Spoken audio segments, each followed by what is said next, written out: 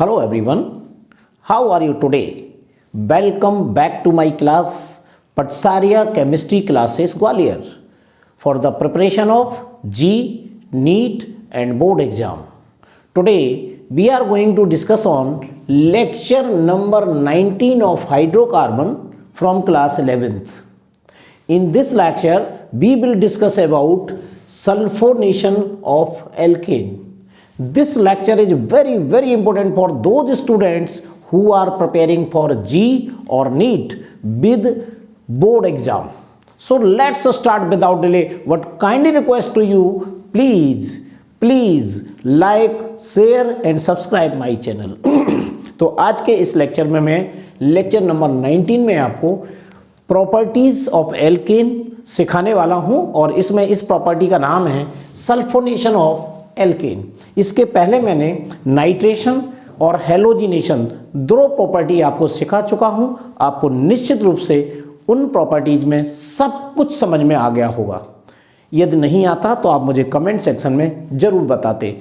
आज अपन देखते हैं बहुत ही इंपॉर्टेंट प्रॉपर्टी है, इसको मैं कैसे लिखना है। अगर 11th क्लास का क्वेश्चन बनता है तो कितना देना है और कंपटीशन में क्वेश्चन आता है तो कोई प्रॉब्लम ही नहीं है, क्योंकि हम पूरा डिटेल पढ़ते हैं तो कंपटीशन के क्वेश्चन सारे के सारे उन्हीं हेडिंग से निकलते हैं। तो चलिए हम स्टार्ट करते हैं।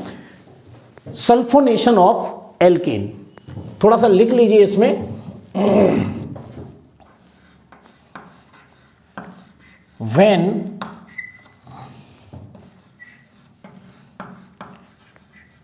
Alkene is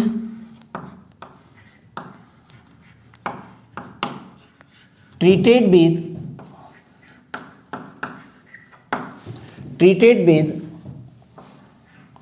OLEUM, oleum.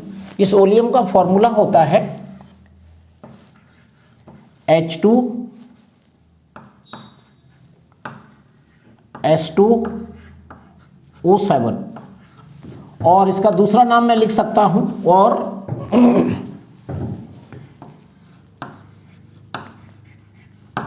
Fuming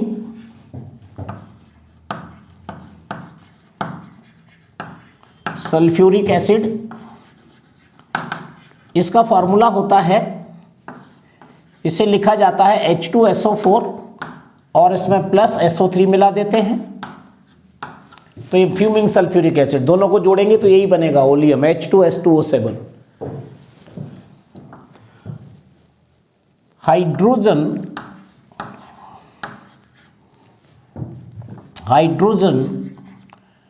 atom is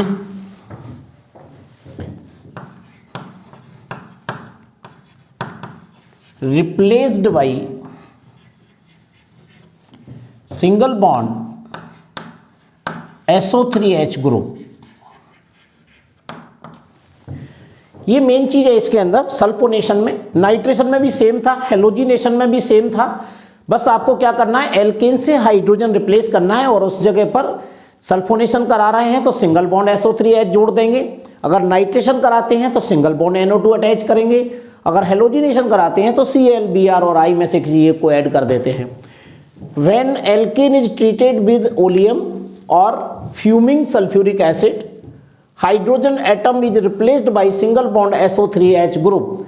इसमें एक सबसे इंपॉर्टेंट बात ये भी है कि कौन सा एल्केन आसानी से सल्फोनेशन देगा, तो इसमें आपको ढूंढना पड़ेगा 3 डिग्री, 2 डिग्री और 1 degree hydrogen.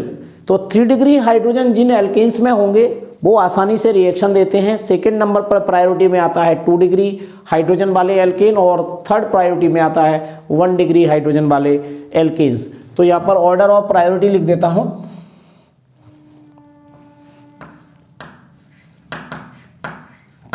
Priority order of alkanes, ये होता है 3 degree greater than 2 degree greater than 1 degree. इस टाइप का अगर आपके पास हाइड्रोजन है, यानी ऐसा एल्केन है जिसमें 3 डिग्री हाइड्रोजन है, वो रिएक्शन फास्ट करेंगे और स्टेबल कंपाउंड बनेगा। तो ये आपको प्रायोरिटी ऑर्डर याद रखना है। अब हम ऐसा कोई एग्जांपल ले लेते हैं जिसमें 3 डिग्री हाइड्रोजन हो और उसकी रिएक्शन करा के दिखाते हैं। इस टाइप से आपको रिएक्शन सभी देंगे, 3 डिग्री देगा, 2 डिग्री देगा, 1 डिग्री देगा, लेकिन प्रायोरिटी ऑर्डर में 3 डिग्री सबसे फास्ट रिएक्शन देते हैं। तो मैं यहाँ पर एक रिएक्शन करा रहा हूँ, मान लीजिए आपके सामने है, देखिए रिएक्शन देख लीजिए, CH3 सिंगल बॉन्ड C, यहाँ पर लगा हुआ है CH3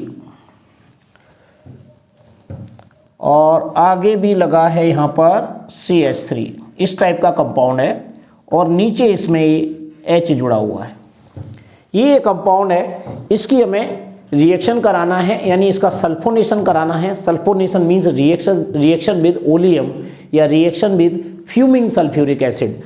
तो यहाँ पर आपको ये क्या ले लिया हमने, 1 2 3 4 कार्बन एटम है, तो ये आपको दिख रहा होगा, ये आइसोब्यूटेन है। मैं लिख देता हूँ नीचे, इसका नाम क्या है, आइसोब्यूटेन।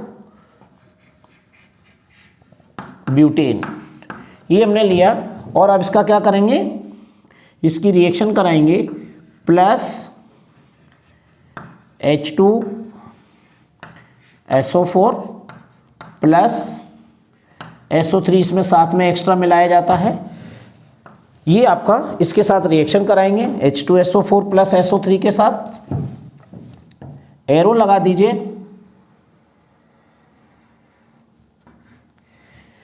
हीट का निशान लगाएंगे यहाँ पर। तो ये कंपाउंड जो बनेगा, बस आपको H रिप्लेस करना है यहाँ से, ये आपको H रिप्लेस करना है और H2SO4 में से SO3H इसको दे देना है और वाटर मॉलिक्यूल लिबरेट कर देना है। तो देखिए यही कंपाउंड बनेगा यहाँ पर, CH3 सिंगल बॉन्ड C, यहाँ पर अटैच है CH3, आगे भी ये CH3, यहाँ पर जुड़ जाएगा SO3H।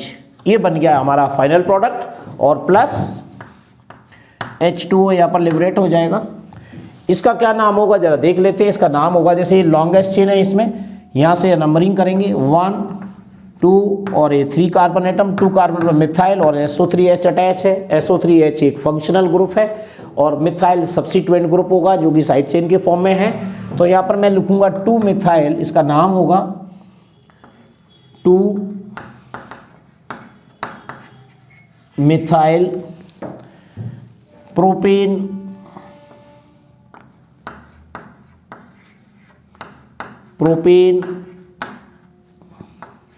ये हट जाएगा, बॉन्ड लगाएं, हल्का सा डैश लगेगा, ये हाइपन बोलते हैं इसको।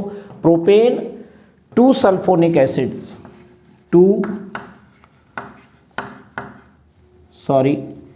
सल्फोनिक एसिड, ये बनेगा 2 methyl propane 2 sulphonic acid.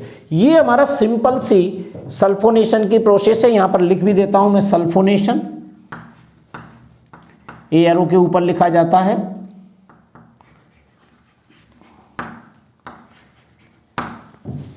H2SO4 plus SO3 से रिएक्शन कराते हैं, इसका नाम बोल सकते हो फ्यूमिंग, जो मैंने ऊपर लैंग्वेज में दिया है फ्यूमिंग सल्फ्यूरिक एसिड।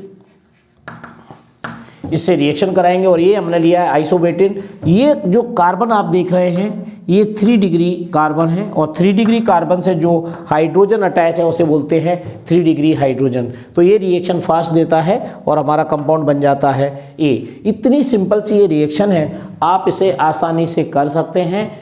यहाँ आप ध्यान रखिएगा, हेलोजिनेशन, नाइट्रेशन एंड सल्फोनेशन, ये तीनों रिएक्शन एक ही पैटर्न पर है। सभी में हाइड्रोजन रिप्लेस किया जाता है और उसके स्थान पर नाइट्रेशन प्रोडक्ट बनेगा, सल्फोनेशन प्रोडक्ट बनेगा या हेलोजिनेशन प्रोडक्ट बनेगा। ये डिपेंड करेगा हम रिएक्शन किससे करा रहे हैं। तो आप इस रिएक्शन को क्रम से पढ़ते जाइए। मैं आपको एक बात आज फिर बता दूं कि सारा लेक्चर जो भी मैं यूनिट दे रहा हूं, जैसे 11th क्लास की या 12th क्लास की, साथ में चल रहे हैं। अगर आप जी या नीट के स्टूडेंट हैं तो आप सारी प्लेलिस्ट के अकॉर्डिंग क्रम से वीडियो देखिएगा, आपके सारे कॉन्सेप्ट क्लियर हो जाएंगे।